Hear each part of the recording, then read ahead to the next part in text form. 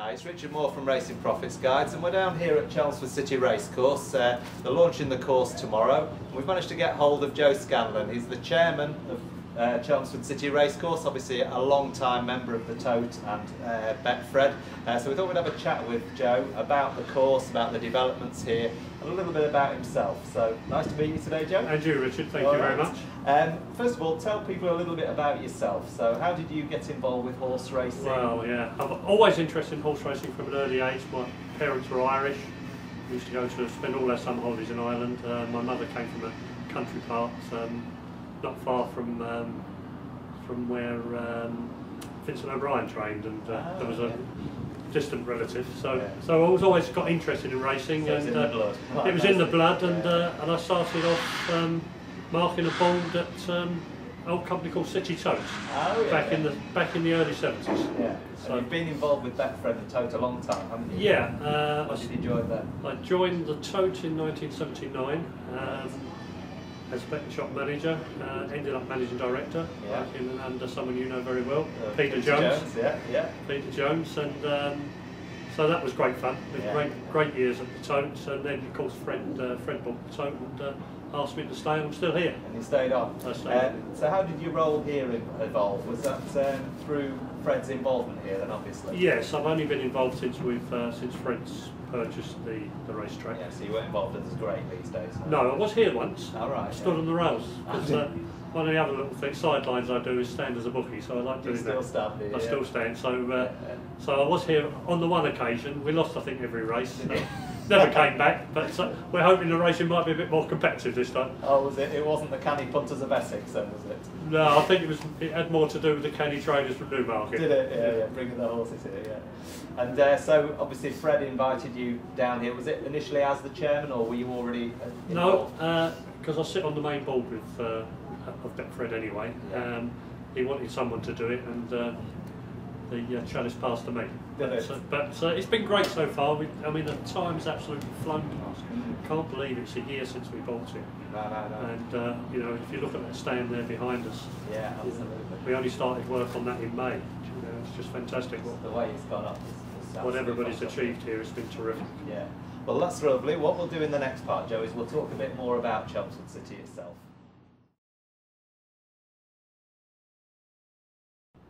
Right, Joe, let's talk a little bit about the developments here at Chelmsford then. Obviously it's the old Essex Showground, the old Great Lees racetrack. How did Betfred and Tote become involved in this? Really through Phil Sears, who's our managing director here, Yeah. who's a colleague of mine on the board of Betfred. Phil had some involvement here when this track was closed when he worked for SIS. Right. Nothing came of that, but Phil always felt that there was a great opportunity here. And when he joined us at Betfred, he took the project to Fred. Yeah. Fred backs people if he thinks it's a goer. You know, he's not just involved in the bookmaking side. Fred has probably about 15 or 16 different businesses. Yeah, he stays involved in most of them where he's backing people, and this is how we got involved here. SIS came in initially as one of our, as a joint partner. There were 3 partners in that stage. They're not shareholders anymore, but they are our media partners. Right. So you've got other races involved in the actual presenting and the broadcasting. Yeah, because it's they're linked through to SIS at the races. Yeah, brilliant. And the investment then, let's run through some of the buildings. We talked a little bit in the last video about the new grandstand behind us. It's a 2-level building. There's a restaurant and the booking hall, the betting hall downstairs. And then there's is it a VIP club area upstairs? Yeah, VIP club area, restaurant. We've got 2 classes of restaurant, both terrific, both all a la carte. But the upstairs would be more of a club atmosphere, champagne bar, seafood, that type of area, which we can probably. Well, we're going to probably limit it at about 120, but there's room for at least 250 if we wanted it. Right. But we're going to make part of it over to our corporate annual members, so they can use it without actually dining up there, so they can use the facilities. Just use the bar area. Bar area. Yeah. It's a fantastic view over the course and the finish line. It's terrific. Yeah, it's really good. One of the criticisms here before was that the grandstand's in the wrong place. Well, it's still in the same place, but whereas before you couldn't see the racing. We've put steppings at the front. You can see all the way to the last bend, which is just about 2.2 furlongs away. So they come into that home straight. Into that home straight, and as you know yourself, Richard, in flat racing, it's all about the last 2 furlongs. It is, that last 2 furlongs matters. Sometimes the last 100 yards. But, and there's also plans, you said, to build another stand on the far side of the track. So we've got the outside. Yeah, we've got outline planning permission for that. I mean, it is a little way off, and it would probably feature as part of our refurbishment and construction of a new turf track. We'd like to put a turf track here as well, to try and get some black type racing. Now, if we could do that with the turf, with our all-weather, you know, we think we could rival what's happening in, perhaps not in Dubai, but certainly what's happening in Australia, and Breeders' Cup meetings. That's the kind of quality we want to bring in. We're probably looking at another £25 million investment. And you can bring in a lot of the trainers from France and Europe as well.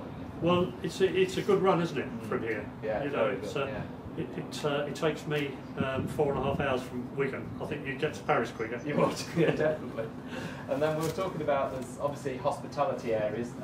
The main building's obviously going to be the main hospitality area, and you said that once the other stand's built, then that's going to become solely hospitality. Hospitality, club, annual members, corporate members. Yeah, that would be our plan. But as you can see, I mean, it's the facilities we have here are rival anything that is available on an all-weather track anywhere in Europe. Yeah, I mean, it is actually the area you've got around it as well, like Wolverhampton's in the middle of an estate, so you wouldn't be able to expand much around that. Lingfield, again, there's not much area really to expand on what's being built there, but here you've got so much scope, haven't you, for development? We've also got outline planning permission, quite interestingly, for some stables the other side of Dual Carriageway. We would have to build a horse walk. So where's the stables now for the course? Oh, the stables for the course are that way. Yeah, it's down that lane. Down that lane, but this would be for trainers that wanted to train on track. Right. Permanent. Oh, so it'd be more permanent, so there would be like permanent training facility. Yeah, so if we built a new grandstand, we'd want permanent trainers here, so, you know. Very good. And we'd, you know, our own, I mean, you could eat your dinner off our stables. They're fantastic. The best I've ever seen in any race course. And I'm not just saying it because I'm chairman of this one, but they are terrific. We've got 120 boxes over there. And I think people were probably initially sceptical when they thought, oh, a bookmaker becoming so heavily involved in a course. But what you've just told us is the investment you're putting back into racing. You know, that's a proper investment. That isn't just a glossy investment so the bookmaker can slide in, is it? Oh, absolutely not. Heavy investment. I mean, we are immediate. You know, we've got to make a profit. That's why we're here, and we hope to do that through our media sales. But for me as a chairman, and coming racing all my life because I love going racing. You know, the most important people on the race course, first of all, the horses. And then it's the owners. And then it's the jockeys. I better say the trainers as well. Although, like me, they get paid. You know. But the actual people who come to watch and then the people who come to watch it. You know, your annual members. You've got to make sure that your owners and trainers really enjoy the experience. You know, we're not Ascot. We're not right Ascot. We can't give them that. But when you know, I just hope that when they come here, they leave it and think that they were well looked after. They had a good experience. And they want to come back. That's the whole thing. And bring their horses back. That's the most important thing. You know, they keep the show on the road. And you've also got some conference facilities, haven't you? Is that something you're looking to develop? So we can come and use facilities on non-race day. We reckon we're a half an hour's drive to something like 3 million people. So it's a great catchment area for us. Stansted's not far, is it? Stansted's terrific. I mean, it's dual carriageway all the way from Newmarket via Stansted all the way here. Stansted, as you know, is well, you may not know, but it's the centre in the UK for quarantine horses. So it's ideal for people bringing horses from abroad. It's perfect for us. And it's 15 minutes away. It's terrific. It's exciting times. So we'll go on to the actual launch tomorrow and some of the racing here and the prize money that's being put up as well in the next part. Okay, Joe, let's talk a bit about the launch tomorrow. With the first race day back here at Chelmsford City, exciting day. There's been a lot made about the prize money put up, but that's going to be the norm here at Chelmsford City, isn't it? Yeah, that's our plan, Richard. For our normal afternoon meetings, we plan on putting prize money between 70 and 80, and I think we're about halfway through that mark tomorrow, about 74, 75,000. Yeah. All twilight meetings, we're looking at prize money in the region of 50,000. And we're also planning a couple of super duper meetings. So there were 2 through the year. Well, we're hoping to hold stage 2 this year. I mean, it's still in the planning stages, and could be prize money upwards in the region of 200,000. Brilliant, that'd be really good. And obviously this brings the classic racing here. I mean, I know there's 2 Class 2 races tomorrow, isn't there? £20,000 prize money for those. There is. The first one, Betfred, and then we've got the... Is that over 1 mile 2? 1, 2. Yeah. Mile 2. A little bit disappointed, I have to be honest with you, in that. We've only got 6 runners in both those Class 2 races. Clearly, there's a couple of strong entries in it, which has frightened the others off. But it's the classic rate, the horse as well, isn't it? It Trying is. to appeal, that's the problem. It's trying to find that quality horse at this time of year, which is not easy. And I think the all-weather championships are the same, aren't they? They're trying to keep better quality horses in training to be running these races. And I'm sure year by year it will get bigger and bigger for them. Yeah, and we're grateful for the trainers that have supported it, Yeah. you know, in fairness. And let's hope that we get some competitive racing. It'd be great. So being so close to Newmarket, you do pull those decent quality trainers and horses down here, don't you? So. Yeah, you know, you've got the likes of Sir Michael Stout, John Gosden, you know, that have been great supporters. In fact, exercise their horses here through the summer before we start construction work in May, and they've had nothing but good to say about the track, so we're very pleased. Unfortunately, John can't be here tomorrow. You know, he's had a skiing accident. That's right. But he has got a couple of runners, so we're grateful to him for that. Okay. And so what can people expect from the future at Chelmsford City then? As far as prize money goes, you said there's these big days coming up and things like that. Well, you know, it's £70,000–£80,000 for a standard all-weather afternoon, all-weather racetrack is, you know, it beats anything else that's out there. And you know, we are putting back significant sums of our media rights back into prize money, which is what the Horsemen's Group have asked for, and we've signed up to it. Fabulous. And you are involved in the all-weather championships, aren't you? You've got a couple of fast-track meetings. Yes, we have. Very pleased to be involved with ARC, and thanks to them for considering us for that. So yes, indeed, we're looking forward to that. Future's bright, and then obviously turf racing as well in the future was something we talked about earlier. Well, yeah, we did talk about that earlier. Give us time to get there. I will, I'll give you time, but I'll be here watching, don't worry. Right. And then we talked a bit about the hospitality. You're hoping in the summer, obviously, a lot of the Essex crowds will come over here. And the support we've had locally is, I mean, it's I used to live not too far from here at near Bishop Salisbury, so I know the area very well. But it amazed me the amount of support and there is both from local community, all the people in the Essex area just can't wait to get back, you know, and they like a good time, and we're going to give it to them. Brilliant. So tomorrow, what you decide to do is have a soft launch tomorrow, so there's no public in tomorrow. Who have you got coming tomorrow then? What's the aim of tomorrow? Tomorrow we have got, the main aim of tomorrow really is to test our restaurants out. So it's invited guests only in the restaurant, which I know has been a huge disappointment for people that wanted to come to the first meeting. Everybody wants to come to the inaugural meeting, don't they? We've got 3 coaches of our punters coming from our local betting shops. Are they competition winners, did you say? They ran? No, these were just punters in our betting shops locally. So there's about 200 of those coming, just short of 200. We've got competition winners.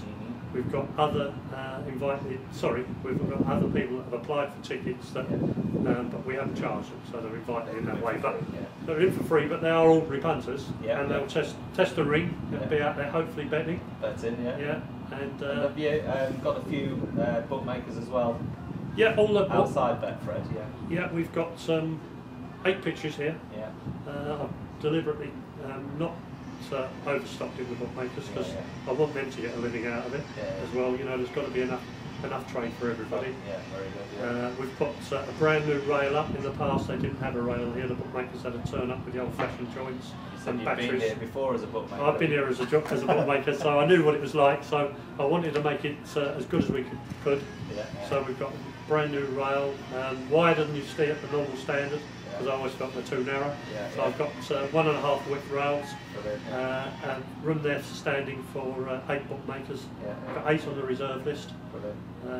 We did a one-off deal for the first year for the bookmakers, where we're only charging them badge fee. They haven't had to buy the pitch. Right.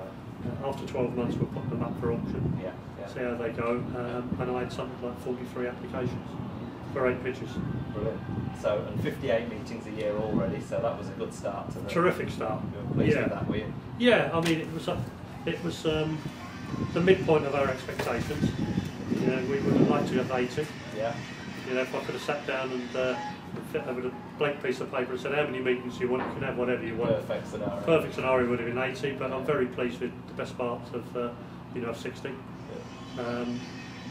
If we have a bad winter, you never know, we might pick up some back end as well. You may well do, a bit milder down south, so you Yeah. maybe get a few more that Wolverhampton couldn't have. That's it, we might get some in November and December, you never know. But so I'd imagine we'll be racing around close to 60 times this year. Fabulous. Well, thanks for your time, Joe. As obviously a very proud chairman of Chelmsford City, and good luck tomorrow. Thank you very much, Richard.